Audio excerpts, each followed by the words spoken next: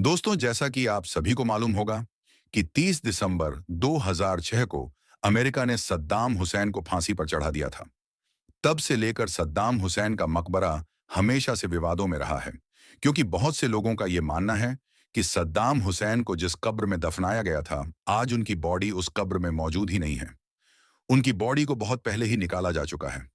आज के इस वीडियो में हम आपको इसी के बारे में बताने वाले हैं कि आखिर सद्दाम हुसैन की कब्र को कब और किसने खोला। और जब सद्दाम हुसैन की कब्र को खोला गया, तो उस वक्त अल्लाह का ऐसा क्या मोजिजा हुआ कि जिसे देखकर वहां पर मौजूद अमेरिकी यहूदी भी अल्लाहू अकबर कहने लगे। और यही नहीं, इस बारे में जानकर यकीनन आप भी हैरान रह जाओगे। इसलिए आज का ये वीडियो आप सभी के लिए बहुत खास है। आप इसको आखिर तक जरूर देखें।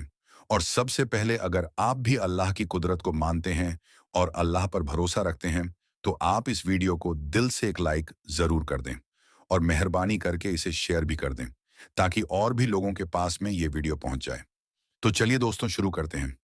दोस्तों, इस दुनिया में लगभग 57 मुस्लिम देश मौजूद हैं, और इन सभी देशों की जमीन पर वक्त वक्त पर बहुत सारे बड़े छोटे, अच्छे और बुरे, हर तरह के लीडर पैदा होते रहे हैं। मगर अगर बात करें पिछले 50 से 60 सालों की, तो इस पूरे दौर में पूरी मुस्लिम दुनिया में जिस मुस्लिम लीडर ने सबसे ज्यादा शोहरत, सबसे ज्यादा ताकत हासिल की है, वो कोई और नहीं बल्कि सद्दाम हुसैन हैं।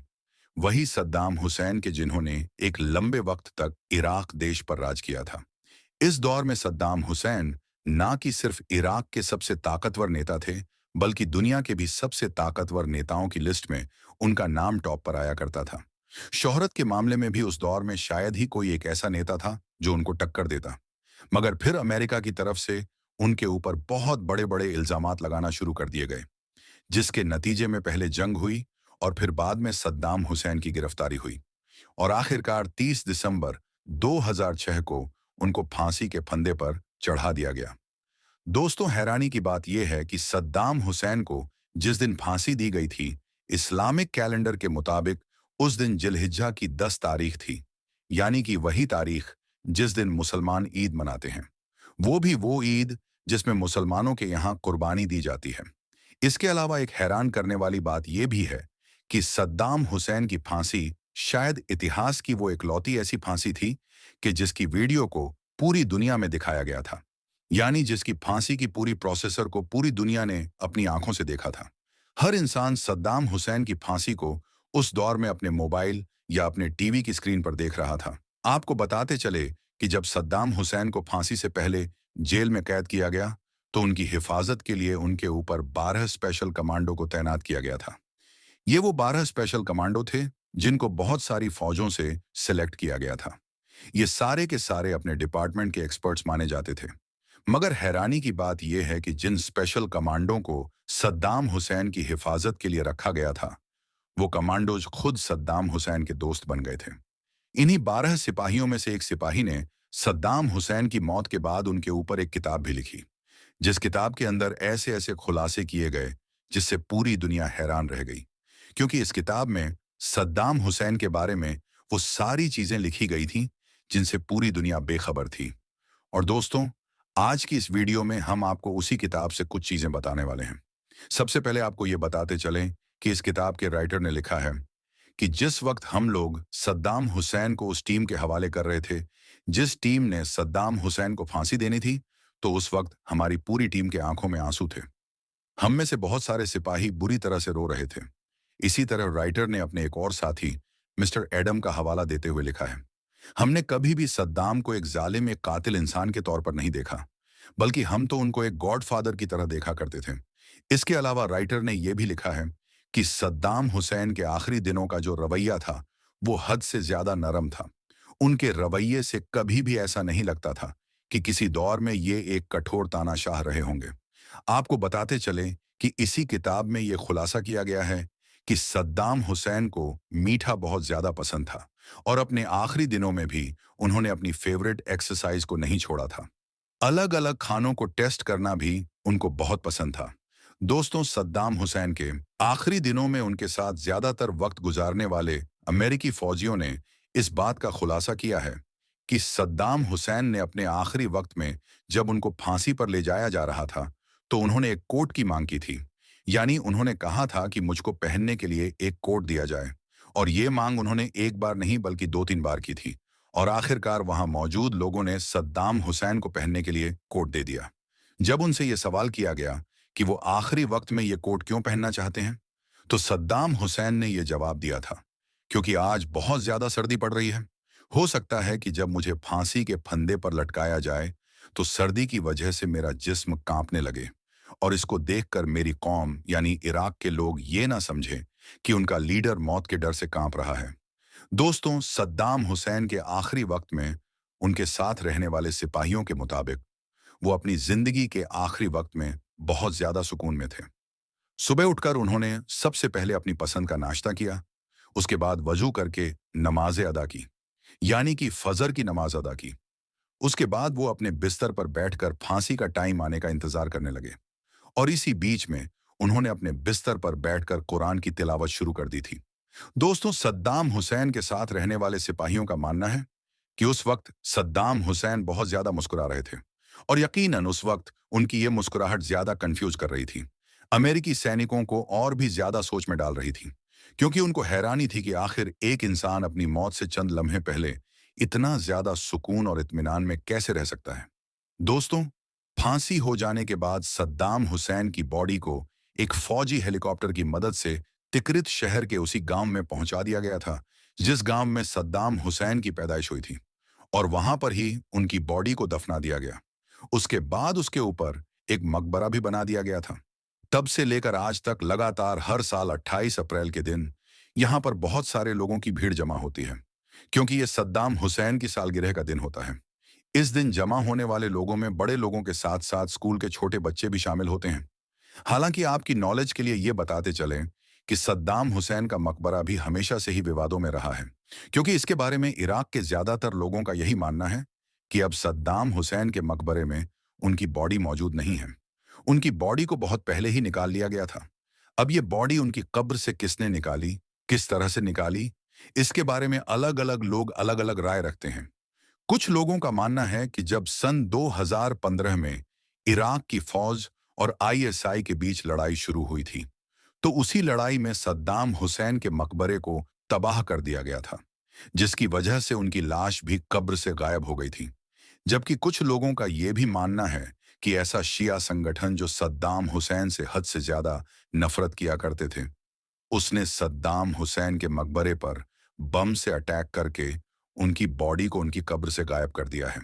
जबकि बचे हुए लोगों का यह भी मानना है कि सद्दाम हुसैन की बॉडी को उनकी कब्र से उनके किसी दुश्मन ने गायब नहीं किया, बल्कि खुद उनकी बेटी हाला, जो कि जॉर्डन में रहती है, वो एक बार अपने पर्सनल प्लेन से चुपके से इराक आई थी और इराक आकर अपने वालिद की कब्र से उनकी बॉडी को निकालकर अपने साथ ले गई थी। लेकिन वहीं पर डेली मॉनिटर की एक रिपोर्ट के मुताबिक जामिया के एक प्रोफेसर हैं, उन्होंने अपनी पहचान जाहिर न करने की शर्त पर कहा कि सद्दाम हुसैन की बेटी हाला कभी इराक वापस गई ही नहीं। लेकिन हाँ, ये हो सकता है कि सद्दाम हुसैन की लाश को किसी खुफिया जगह पर मुंतकिल कर दिया गया हो। खैर, इन सब बातों को देखते हुए इस बात में तो कोई शक नहीं है कि सद्दाम हुसैन की कब्र के साथ कुछ ना कुछ तो जरूर हुआ है। हालांकि इन बातों में से कौन सी बात सच है, ये तो अल्लाह ही बेहतर जानता है। दोस्तों, इसके अलावा सद्दाम हुसैन के मकबरे को लेकर एक बात और कही जाती है कि सद्दाम हुसैन को फांसी दिए जाने के 12 साल बाद एक बार अमेरिका के राष्ट्रपति के इशारे पर जब सद्दाम हुसैन की कब्र को खोला गया, तो उस वक्त सद्दाम हुसैन की कब्र में अल्लाह का जो मोजिजा दिखा, उसे देखकर वहां पर मौजूद सारे अमेरिकी यहूदी हैरान रह गए और अल्लाहू अकबर कहने लगे, क्योंकि उन्होंने देखा कि 12 साल बाद भी सद्दाम हुसैन की लाश कब्र में बिल्कुल सही सलामत और तरोताजा मौजूद है। दोस्तों, सद्दाम हुसैन की कब्र को जब खोला गया, तो उस वक्त लोगों ने एक बहुत ही हसीन और दिलकश नजारा अपनी आंखों से देखा था। लोगों ने देखा कि अल्लाह का ये नेक बंदा, जिसको आज से 12 साल पहले दफन किया जा चुका है, उनका जिस्म आज 12 सालों के बाद भी कब्र में बिल्कुल तरोताजा था और ऐसा महक रहा था जैसे कि उनको अभी अभी दफनाया गया हो। और यही नहीं, सद्दाम हुसैन की कब्र से ऐसी खुशबू और महक भी आ रही थी कि जैसी खुशबू उन लोगों ने इससे पहले कभी महसूस नहीं की थी। जब उन लोगों ने अल्लाह का ये करिश्मा देखा, अल्लाह की ये शान देखी, तो वहां पर मौजूद मुसलमान कहने लगे कि लोग समझते हैं कि अल्लाह के नेक बंदों के जिस्मों को कब्र की मिट्टी खा जाती है, उनका कफन मेला हो जाता है, उनके जिस्म को कीड़े मकोड़े खा जाते हैं। तो ऐसे लोग अल्लाह का ये करिश्मा देख लें। अल्लाह जब लोगों के सामने अपनी कुदरत को जाहिर करना चाहता है, जब अल्लाह अपने नेक बंदों की शान लोगों को दिखाना चाहता है, तो फिर अल्लाह के ऐसे ही मोजिज़ा देखने को मिलते हैं। अल्लाह का ये मोजिज़ा देखकर वहां पर मौजूद हर शख्स की आंखें भर आईं। अल्लाह के इस नेक बंदे का हसीन मंजर देखकर लोग सोचने लगे कि अल्लाह ने इन्हें कब्र में भी कितना खूबसूरत बनाकर रखा है। आज तक इनके जिस्म को ना ही कब्र की मिट्टी ने छुआ है और ना ही आज तक इनका कफन मैला हुआ है, जबकि इनको दफनाए हुए आज तकरीबन 12 सालों का अरसा गुजर चुका है। मगर ऐसा लग रहा था जैसे कि सद्दाम हुसैन को अभी अभी कब्र में उतारा गया हो। और यही नहीं, जैसे ही सद्दाम हुसैन की कब्र को खोला गया तो खुशबू दूर दूर तक बिखर गई, जिसको देखकर अमेरिकी यहूदी भी अल्लाहू अकबर कहने लगे।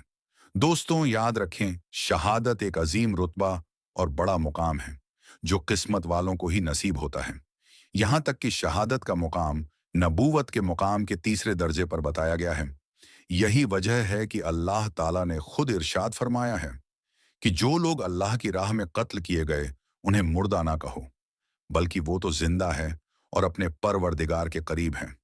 दोस्तों, कुरान पाक की इस आयत को उस वक्त काफिर यहूदी भी मान गए जिस वक्त सद्दाम हुसैन की कब्र को खोला गया। जैसे ही सद्दाम हुसैन की कब्र को खोला गया तो अंदर का नजारा देखकर सब लोग हैरान रह गए और अल्लाहू अकबर कहने लगे। अगर आप भी मानते हो कि अल्लाह के नेक बंदों का कफन कभी मेला नहीं होता है, तो आप इस वीडियो को दिल से एक लाइक जरूर कर दें। दोस्तों, जब 1400 साल बाद दो सहाबा इकराम की कब्र खोली गई तो लोगों ने उसके अंदर आखिर ऐसा क्या देखा जिसे देखकर वहां पर मौजूद सारे लोग अल्लाहू अकबर के नारे लगाने लगे। तो आखिर ये पूरा वाकया क्या है, आइए आपको बताते हैं। प्यारे दोस्तों, हर किसी को हर दफनाया जाता है या जलाया जाता है, वो अपने अपने मजहब के हिसाब से ये करते हैं। लेकिन ये मामला प्रॉफिट यानी कि पैगंबरों के केस में बिल्कुल अलग है। इस्लाम की बड़ी बड़ी हदीस की किताबों में क्लियरली ये मेंशन किया गया है कि एक पैगंबर यानी कि एक प्रॉफिट के जिस्म को मिट्टी कभी नहीं खाती है।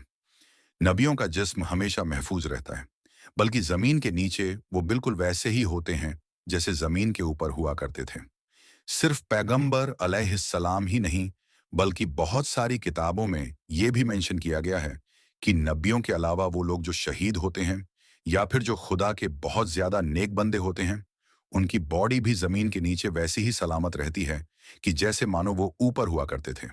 और इस चीज का एक जीता जागता सबूत हम लोगों को कुछ मुद्दत पहले ही इराक के अंदर भी देखने को मिला कि जब पूरी दुनिया हैरान रह गई थी। ये बात है उस दौर की कि जब इराक पर शाह फैसल का राज हुआ करता था। यहां पर बात उन शाह फैसल की नहीं हो रही है कि जिनका राज सऊदी अरेबिया पर हुआ करता था, बल्कि उस शाह फैसल की बात हो रही है जिसका इराक पर राज हुआ करता था सन 1921 से लेकर 1933 के बीच में। फिलहाल मामला ये था कि एक रात शाह फैसल ने अपने ख्वाब में एक सहाबिये रसूल हजरत हुजैफा बिन यमान को देखा, जिन्होंने शाह फैसल से कहा कि पैगंबर हजरत मोहम्मद सल्लल्लाहु अलैहि वसल्लम के दो करीबी और प्यारे सहाबी के, जिनको किसी दौर में दरियाए दजला यानी कि तिग्रीस रिवर के करीब में दफनाया गया था, अब उनकी कब्रों के पास पानी आ रहा है। यही वजह थी कि दरियाए दजला का जो पानी था वो अपना डायरेक्शन बड़ी तेजी के साथ बदल रहा था। और अब क्योंकि तुम इराक के हाकिम हो, तो तुम्हारी ये जिम्मेदारी है कि तुम उन बॉडीज को किसी दूसरी सेफ जगह पर पहुंचाओ। अगले दिन सुबह जब शाह फैसल की आंख खुलती है तो हाकिम इराक ने उस इलाके के मुफ्ती आजम से मिलने का फैसला किया, लेकिन मुफ्ती साहब के हद से ज्यादा बिजी होने की वजह से वो मिल ना सके। अगले दिन फिर से शाह फैसल के ख्वाब में हजरत हुजैफा बिन यमान आए और उसको वहीं हुक्म दिया। लेकिन दूसरी रात के ख्वाब के बाद भी शाह इराक कंफ्यूज ही रहा। अगले दिन तीसरी रात में भी फिर से वही ख्वाब आया और उसको हजरत हुजैफा बिन यमान की तरफ से कब्र से पानी के छूने के बारे में वार्निंग दी गई। लेकिन दोस्तों, दूसरी तरफ इस तीसरी रात में खुद मुफ्ती आजम को भी इसी तरह का ख्वाब आया। अगले दिन सुबह उठते ही मुफ्ती आजम ने फौरन प्राइम मिनिस्टर के जरिए से शाही इराक से मिलने का फैसला किया। शाह इराक से मिलने के बाद जब मुफ्ती साहब ने अपने ख्वाब के बारे में बताया, तो शाह फैसल के तो होश उड़ गए, क्योंकि पिछले 3 रातों से बिल्कुल इसी तरह का ही ख्वाब शाह फैसल को भी दिखाई दे रहा था। इसके बाद पूरे ही इलाके में काफी हलचल पैदा हो गई, बहसबाजी होने लगी। इसी बात पर डिबेट होने लगी कि क्या ऐसा करना ठीक भी होगा या फिर नहीं। और आखिर में एक लंबे डिस्कशन के बाद एक फतवा जारी किया गया, जिसमें बताया गया कि इस तरह की कंडीशन में सहाबा की कब्रों को खोदा जा सकता है। फाइनली अब हुकूमत की तरफ से दिन और टाइम भी अनाउंस कर दिया गया। दिन रखा गया था 10 जिलहिज्जा का। और जब वो दिन आया तो बगदाद की सड़कें लोगों से भरी हुई थीं। लोग दूर दूर से बस इसी चीज को देखने के लिए आए थे। पहले बात कर ले इसके बारे में कि आखिर ये दोनों सहाबी थे कौन। तो इनमें से एक तो थे हजरत जाबिर बिन अब्दुल्लाह रज़ियल्लाहु ताला अन्हु, जबकि दूसरे थे हजरत हुजैफा बिन यमान। जी हाँ दोस्तों, वही मशहूर सहाबी हजरत हुजैफा बिन यमान, जिनको राजदारे रसूल भी कहा जाता है, यानी कि द सीक्रेट कीपर। क्योंकि राज को राज रखने की जो क्वालिटी इनके पास थी, वो किसी और के पास नहीं थी।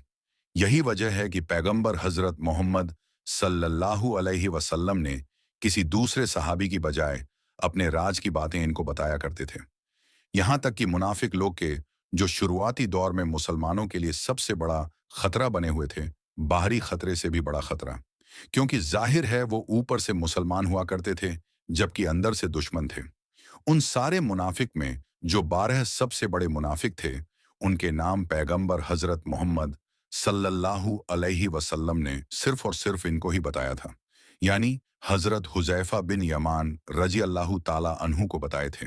और इनकी ये जिम्मेदारी लगाई थी कि वो खुफिया तौर पर इनकी एक्टिविटीज पर नजर रखे। हजरत हुजैफा बिन यमान ने अपनी पूरी जिंदगी इस राज को राज ही रखा। हजरत मोहम्मद सल्लल्लाहु अलैहि वसल्लम के जाहिरी तौर पर इस दुनिया से चले जाने के बाद भी खिलाफत राशिदा के दौर में उन्होंने कभी भी अपनी जबान नहीं खोली। हालांकि हजरत अब्बू बकर सिद्दीक और हजरत उमर जैसे बड़े बड़े खलीफा इनको मशवरे के लिए जरूर बुलाते थे, ताकि जाहिर है कभी भी कोई मामला गड़बड़ दिखे तो ये नाम भले ही ना बताए, लेकिन गाइड जरूर कर देंगे। मुस्लिम हिस्टोरियन लिखते हैं कि दूसरे खलीफा यानी कि हजरत उमर फारूक रजी अल्लाहु ताला अन्हु ने बड़ी कोशिशों के बाद एक तरीका जरूर निकाल लिया था। वो तरीका ये था कि जब भी किसी मुसलमान का इंतकाल हुआ करता था, तो वो हुजैफा बिन यमान पर नजर रखा करते थे कि वो उसके जनाजे में शामिल हो रहे हैं या फिर नहीं। अगर उनको किसी भी तरीके से ये पता चल जाता कि फला फला के जनाजे में हजरत हुजैफा शामिल नहीं हुए हैं, तो वो इनडायरेक्टली अंदाजा लगा लिया करते थे कि ये मामला जरूर कुछ ना कुछ गड़बड़ था। फिलहाल इनको खिलाफते राशिदा के दौर में ही कूफा और आसपास के उस पूरे इलाके का गवर्नर बनाया गया था, कि जो आज के दौर में मॉडर्न इराक कहलाता है। और फिर 756 ईस्वी में उनकी इसी इलाके में यानी कि अल मदाइम नाम के उस शहर में ही वफात हो गई थी, कि जो दरियाए दजला के किनारे पर मौजूद है। फिलहाल वापस आए अपनी कब्र वाले इंसिडेंट पर, तो लगभग 1300 साल का एक लंबा अरसा गुजर जाने के बाद अब हजारों लोगों की भीड़ के बीच में 2 सहाबा की कब्रें खोली जा रही थीं। कब्रें जब खोली गई तो सब लोगों के होश उड़ गए और आंखें फटी की फटी रह गईं, क्योंकि मामला बिल्कुल वैसा ही था कि जैसा वो सदियों से सुनते आए थे या फिर किताबों में पढ़ते आए थे। जो कफन थे वो क्लीन और इतने ज्यादा सफेद, जबकि बॉडी जो थी वो भी फ्रेश और अनटच थी। ऐसा महसूस हो रहा था कि मानो कुछ लम्हे पहले ही इन लोगों को इस कब्र में लिटाया गया हो और ये लोग सो रहे हों। ऐसा माना जाता है कि जब ये सब कुछ हो रहा था, तो वहां पर एक जर्मन फिजिशियन भी मौजूद था, जिसने शाह इराक से खास रिक्वेस्ट करके ये तमन्ना जाहिर की कि वो दोनों ही बॉडीज को बहुत ज्यादा करीब से, यानी कि उनकी आंखें और चेहरा वगैरह को देखना चाहता है। और ऐसा करने के बाद वो जर्मन फिजिशियन इस्लाम में दाखिल हो गया था, क्योंकि वो भी हैरान था कि 1300 साल पहले गुजर जाने के बाद किसी भी इंसान की बॉडी, उसका जिस्म इस हालत में कैसे रह सकता है। उसके बाद उन दोनों की बॉडीज को एक दूसरी सेफ जगह पर दफना दिया गया, यानी कि हजरत सलमानी फारसी रजल्लाहु ताला अन्हु मकबरे के पास में दफना दिया गया। सुभान अल्लाह। तो दोस्तों, आज की इस वीडियो में बस इतना ही। हम मिलेंगे आपको अगली वीडियो में। तब तक के लिए अल्लाह हाफिज।